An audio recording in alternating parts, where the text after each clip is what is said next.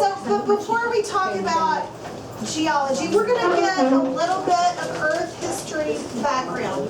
So first, the Earth's environment is all related. Everything works together. It's not dominated by one thing or another. It's rock, water, and air, and it's characterized by the interactions among all of these things. And it's the environment is conducive to the relationship between all the plants and the animals with the realms. So we're going to look at Earth science, and just for a bit, we're going to look at the separate spheres that we can divide the Earth into. The hydrosphere, the water part, the atmosphere, the biosphere, and the geosphere. And the geosphere is going to include the lithosphere and the asthenosphere. We're going to talk about what that is in just a minute. So all of these things interact with each other, and one cannot be isolated from the other. So first we're going to look at the hydrosphere. Yes, ma'am? Is this in the book so we can follow, or you just have your own slides? I have my own slides, but it is all in the book. Yeah. So you can go back and yes. And you're going to get a copy of this PowerPoint too. Okay, so first of all, the hydrosphere is the water part. 71% of the Earth is covered by oceans. And 91% of Earth's water is located in the oceans. The atmosphere is above the surface. It's thin. It's made up of gases. And this is what protects the Earth from the electromagnetic radiation that comes from the sun. The biosphere is the life part of the Earth. And the geosphere is the rocky part of the Earth. It lies beneath the atmosphere and the oceans. It's the solid Earth. It's not uniform. And we divide the Earth, and we'll look at this in a little bit. There's the core, that dense, solid inner piece that's the heavier metals. The mantle, which is less dense, and then the crust above that that's very thin and even less dense. Does the answer the question? Or Yeah. are you just going over it? No, go ahead. Does the biosphere, is the life on the Earth, does it go into, well, in the hydrosphere there's life, and in the and in the like the geosphere there's life, but is it separate? Are you talking when you say Well, that? you said in the biosphere. It's not part of the biosphere is the life part that's in the atmosphere. I mean, it's not a separate. It's not separate. You're not just talking about plants and animals. You're It is talking the about component. all of it. Yes, yeah. So they overlap. Okay, so we have the Earth's processes. There's processes that are teeny tiny, microscopic, and then there's enormous processes. There's processes that happen in the blink of an eye or shorter time to processes that last millions of years, billions of years. Even though these processes, the size and the time it takes, they're so different. They're orders of magnitude off, but they're still related. Everything is related. When you manipulate anything in one sphere, you're going to affect all of them somehow. Everything is interconnected.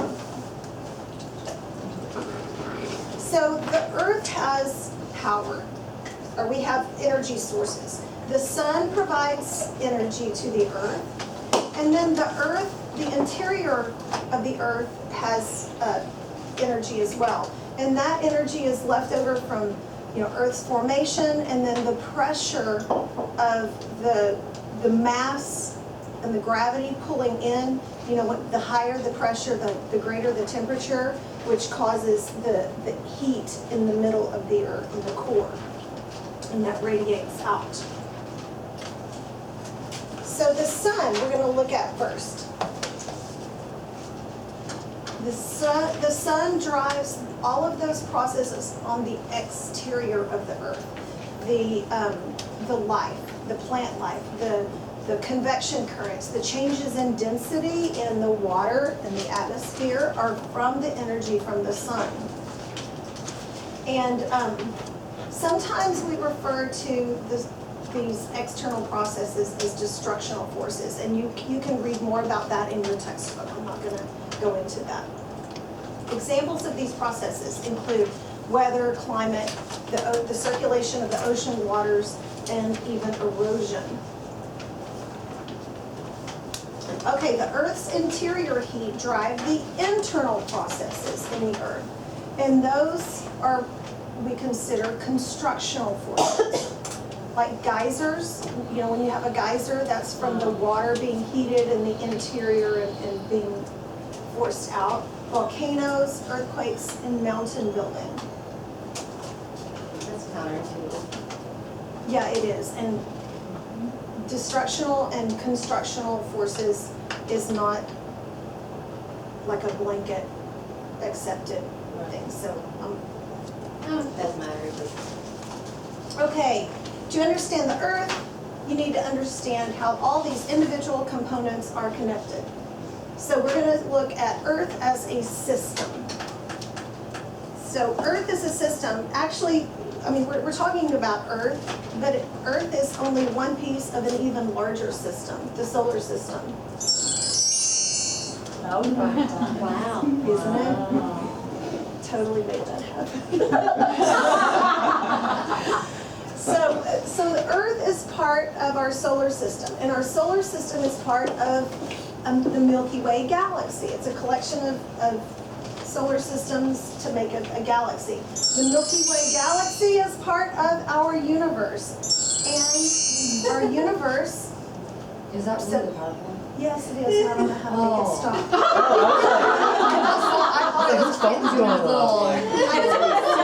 His little button thing like Mark used to do, like Yes.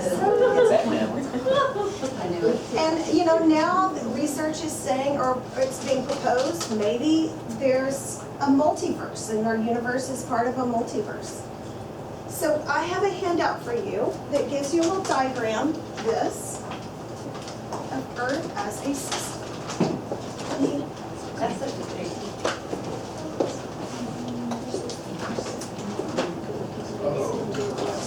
No, so what it does is you Take one, that's found. you log into Two.